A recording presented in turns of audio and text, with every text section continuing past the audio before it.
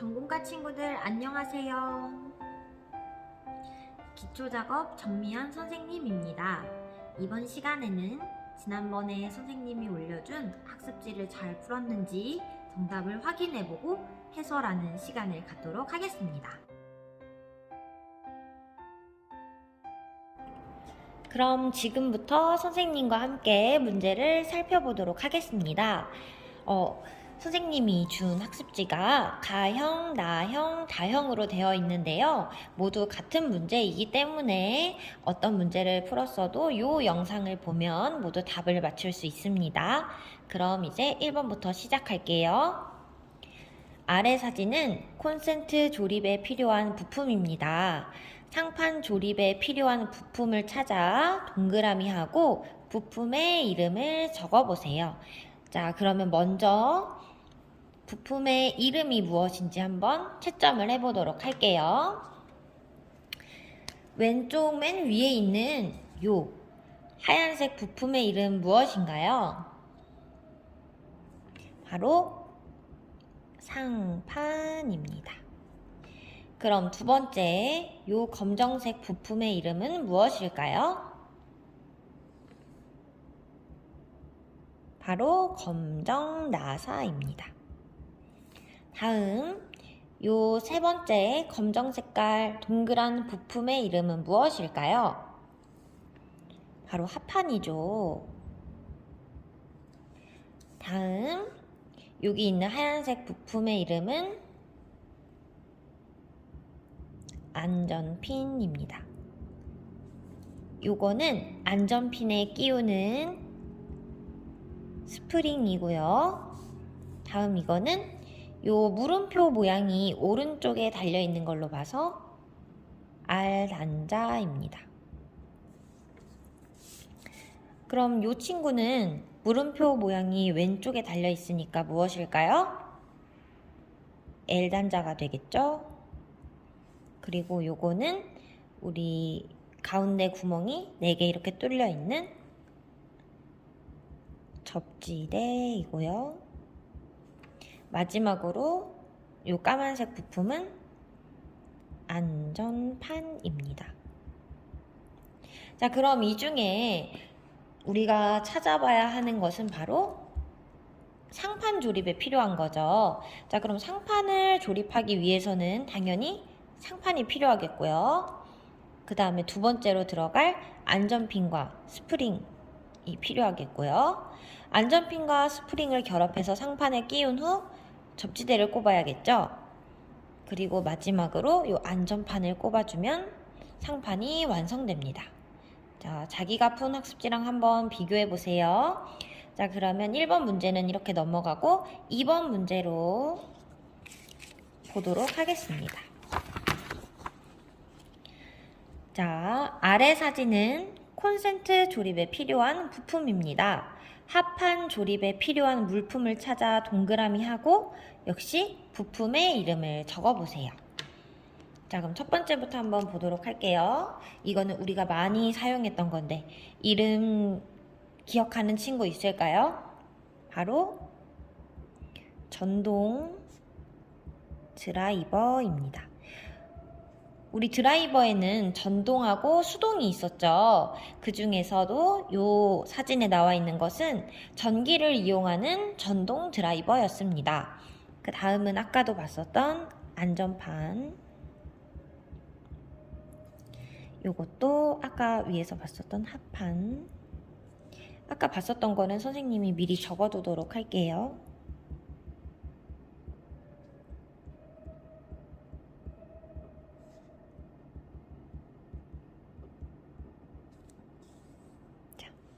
그러면 여기 이 사진에 있는 부품은 무엇일까요? 잘 보이지 않을 수도 있겠지만 여기 끝에 보면 납작하게 되어 있는 것입니다. 바로 이 사진은 이 부품인데요. 여러분 보이나요? 이 끝에가 납작한 것이 우리가 쓰던 드라이버와는 조금 다른 모양이죠. 이렇게 끝 모양이 일자인 경우 선생님이 이 드라이버의 이름을 일자 드라이버라고 알려주었습니다.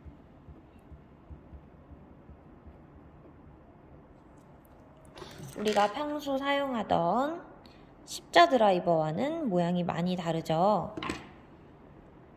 비교해서 보여줄게요. 이렇게 이쪽이 십자 드라이버, 이쪽이 일자 드라이버입니다.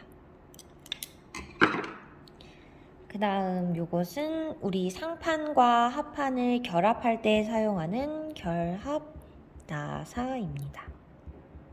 요 마지막은 네모난 모양의 사각 너트입니다.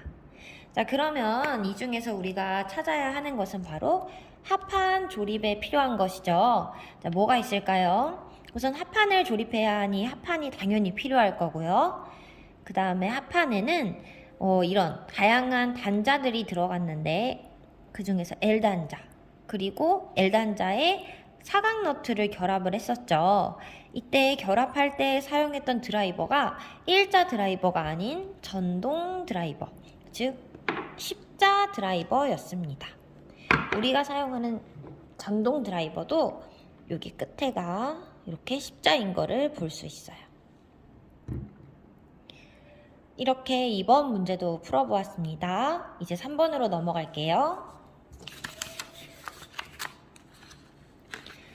자, 3번.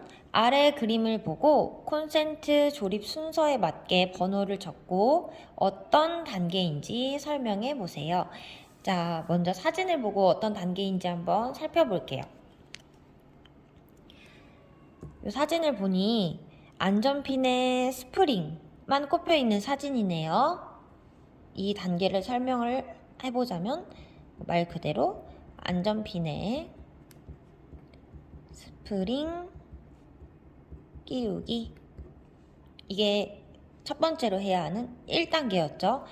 자, 그럼 다음 안전핀에 스프링 결합한 부품을 지금 상판에 끼워둔 모습입니다. 상판에 안전핀 끼우기. 이 부품을 만든 후에 바로 상판에 결합하기 때문에 두 번째 단계가 되겠죠. 자, 그러면 요 그림과 요 그림 중 어떤 것이 3단계의 그림일까요? 네, 맞습니다. 바로 요 마지막이 세 번째 단계입니다. 그러면 요 두 번째 사진과 비교를 해보았을 때 가운데 부품이 하나 추가되었는데요. 이 부품의 이름은 아까 봤었던 접지대입니다. 그래서 접지대 끼우고 마지막으로 이 검정색, 여기도 써있네요. 안전판을 끼우면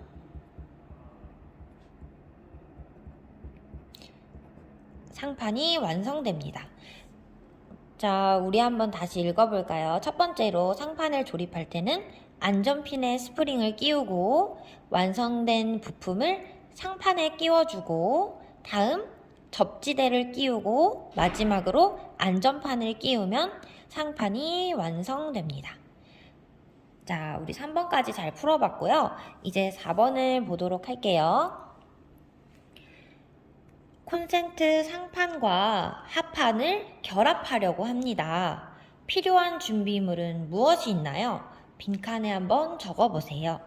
자, 선생님이 조금 어렵게 보기를 주지 않았는데요.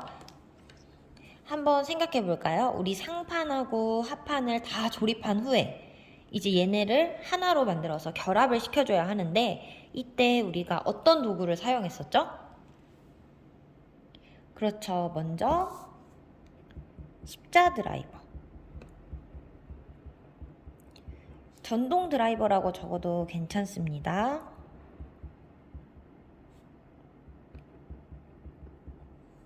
그 다음에 이제 드라이버를 이용해서 상판과 하판을 이렇게 결합을 시켜줄 때 이 가운데에 꼽아야 하는 나사를 우리가 결합 나사라고 불렀습니다.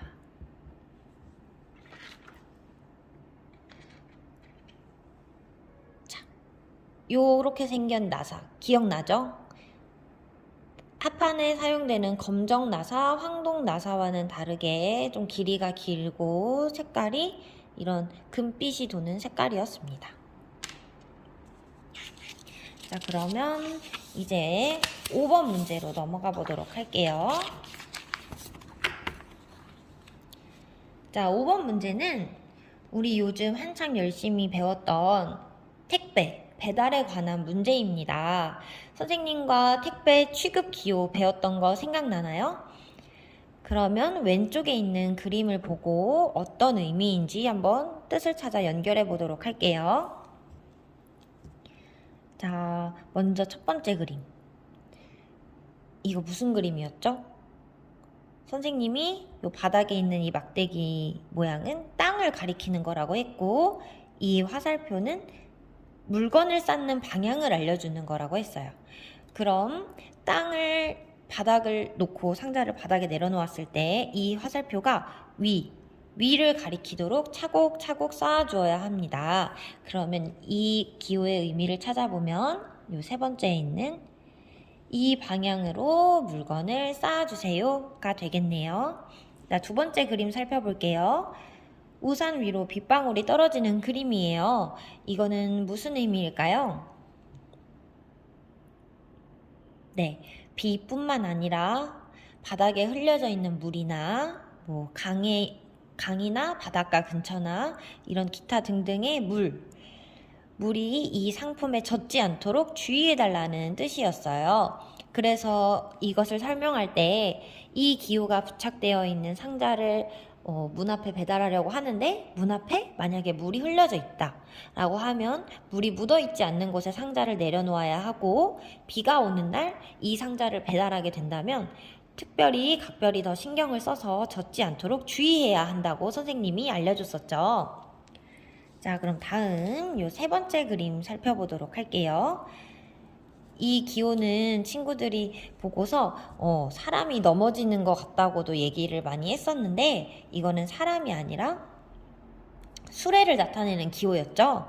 여기가 손잡이, 여기가 바퀴. 아까 말했듯이 이 기다란 막대기는 땅을 가리킵니다. 요 수레를 땅으로 굴려서 사용하는데, 잘 보면 여기에 X 표시가 되어 있어요. 그래서 수레를 사용해라, 사용하지 말아라, 바로 사용하지 말라는 뜻입니다. 보고 나니까 쉽죠? 자, 그럼 다음 네 번째 그림을 보도록 할게요.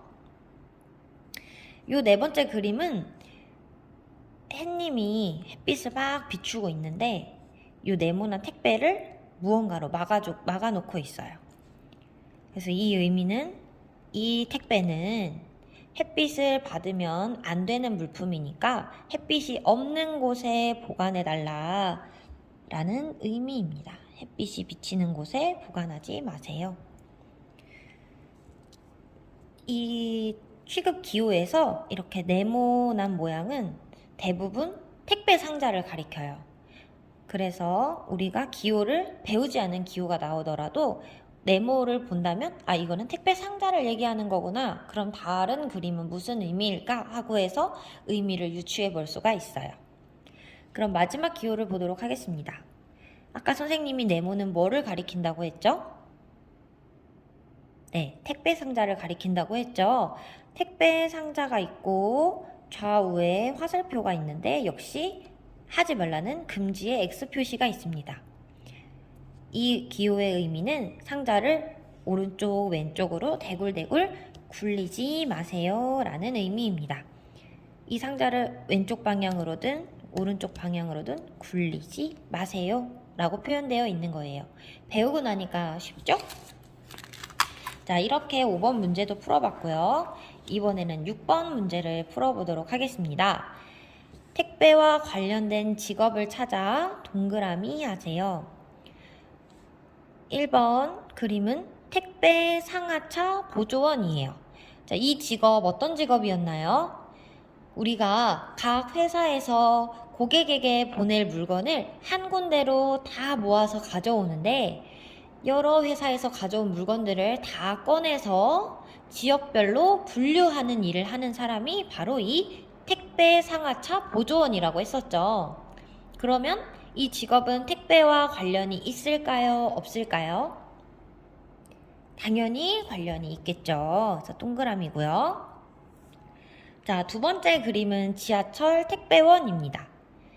이 직업은 어떤 직업이라고 했었는지 기억나나요? 바로 대중교통, 지하철이나 버스 등을 이용해서 1시간 내에 가까운 거리로 물건을 배달해주는 택배원을 가리키는 거였어요. 보통 쇼핑몰에서 우리 지점에 이 물건이 다 떨어졌는데 옆 동네에 있는 쇼핑몰에 그 물건이 있다 하면 그 옆 동네 쇼핑몰에서 지하철 택배원을 통해서 내가 있는 쇼핑몰로 물건을 갖다 주는 이런 일들을 많이 한다고 했었죠. 그렇기 때문에 이 직업도 택배와 관련이 있습니다. 그럼 마지막 그림, 택배원인데요. 택배원은 우리 여러분이 자주 만나고 또 자주 볼 수 있는 직업 중에 하나예요. 우리가 인터넷으로 물건을 시키면 우리 가정으로 물건을 직접 갖다 주시는 분들을 바로 택배원이라고 부르죠. 그렇기 때문에 택배원도 택배와 관련이 있습니다. 그래서 3가지 직업 다 택배와 관련 있는 직업이에요. 자, 그러면 이제 마지막 문제를 풀어보도록 하겠습니다. 자, 우리 여러분 선생님과 학교에서 운송장 작성했던 거 기억나나요? 친구들 주소랑 내 주소를 인터넷으로 검색해서 알아보고 여기 위아래에다가 알맞게 분류하여 적어보았었는데요. 한번 선생님과 기억을 잘하고 있는지 작성해 보도록 할게요. 먼저 첫 번째, 요 위에 있는 이쪽 칸에는 보내는 사람의 정보를 적는 것입니다. 보내는 사람의 이름, 보내는 사람의 전화번호, 보내는 사람의 집 주소를 적는 거예요. 그리고 오른쪽 아래에는 받는 사람에 대한 정보를 적는 것입니다.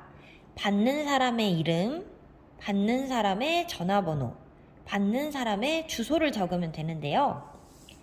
자, 그럼 선생님이 준 정보를 보고 한번 적어보도록 할게요.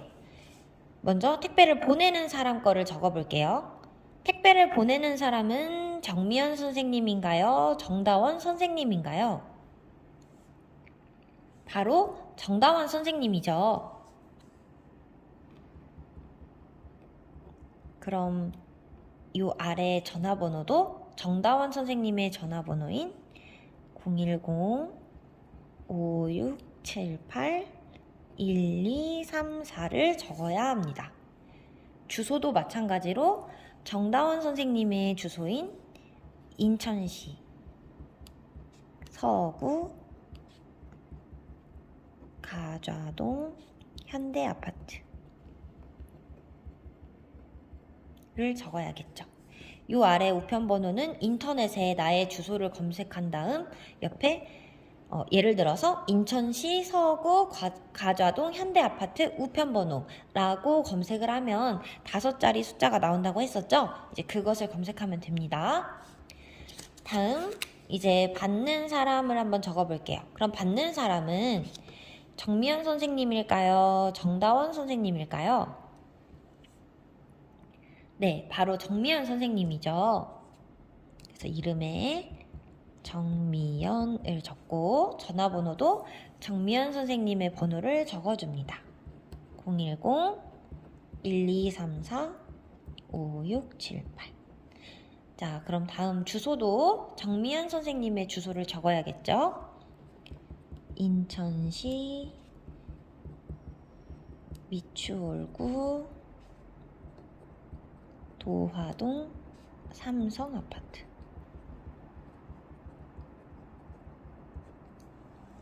자, 여기까지 적어줬으면 이제 우편번호도 검색을 해서 적어주면 되고요. 이제 마지막으로 이 내용물을 적도록 하겠습니다.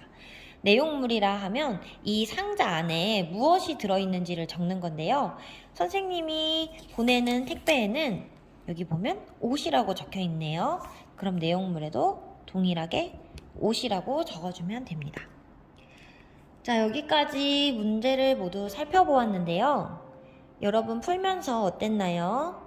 선생님과 배울 때는 다 알고 있다고 생각했는데 막상 혼자서 풀어보려니 어려운 문제들도 있었을 거예요. 어려운 문제나 틀린 문제는 집에서 혼자 한 번 더 살펴보시고 학교 등교하는 날 선생님과 다시 한 번 더 복습해보면 좋을 것 같습니다. 자, 그럼 문제 푸느라 고생했고요. 그럼 다음 시간에 만나요. 안녕!